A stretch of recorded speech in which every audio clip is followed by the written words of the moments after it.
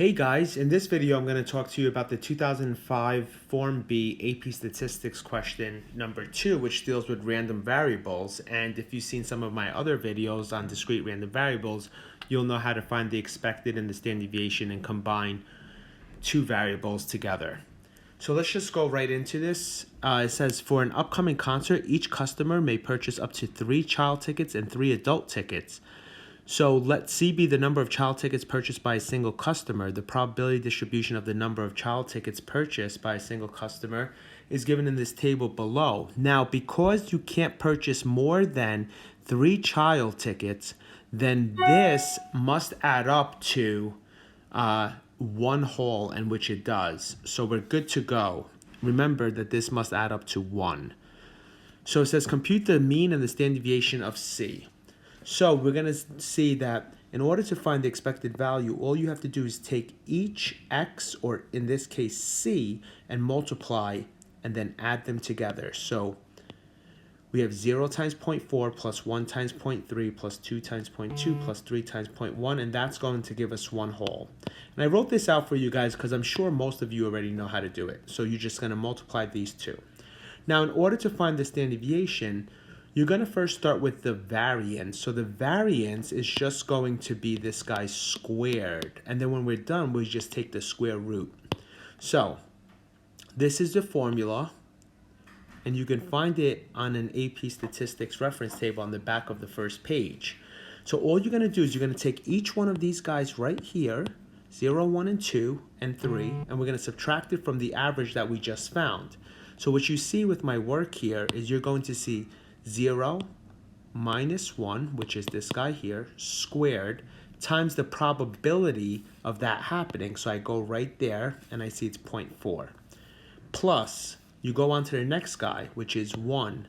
1 minus mu, which is this guy, squared, times 0.3, plus 2 minus 1 squared times the probability that 2 happens, which is 0.2, plus 3 minus 1 squared times the probability of 3 happening, which is 0.1. Once you get that, you get the variance to be 1. If you take the square root of 1, it's also 1. So now you have the standard deviation and the expected number of tickets that are purchased by, that are expected number of child tickets and standard deviation of the child tickets that someone can purchase. Once we get there, we look at letter B.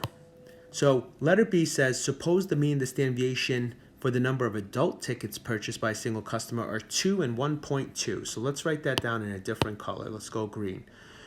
So here we have E of A is equal to 2, and we have sigma of A is equal to 1.2. We also found in part A, which you're still looking at, you have E of A to be, E of C to be 1, and you have sigma of C to be 1. It says, compute the mean and standard deviation of the total number of adult and child tickets purchased. Well, we want E of A plus C, and we want sigma of A plus C. We know that in order for us to add expected values, we just need to make sure that they're independent, which they are, and that's because they told you right there that they're independent. And then all you have to do is just add each one with the other guy. So it's just going to be 3. And think about it. If you're going to expect somebody to purchase 2 and you expect somebody to purchase 1, then you expect them to purchase 3. In this case, remind yourself that you could never add standard deviations. You have to square, add, and then square root. So you're going to do 1.2 squared plus 1 squared. I'm just going to go on to the next page, and we're going to do the standard deviation, or the variance in this case for this guy, to be 1 squared plus 1.2 squared, and that's actually going to give you 2.44, and then you're going to take the square root of 2.44, and you're going to get 1.562. Okay. So let's take a look at the last part of this. The last part now, we're going to multiply it by a number. So if you saw my other videos, you would understand why we're going to do what we're about to do. If you didn't, you can go back and take a look at it. Suppose each child ticket costs $15 and each adult ticket costs $25. Compute the mean and the standard deviation.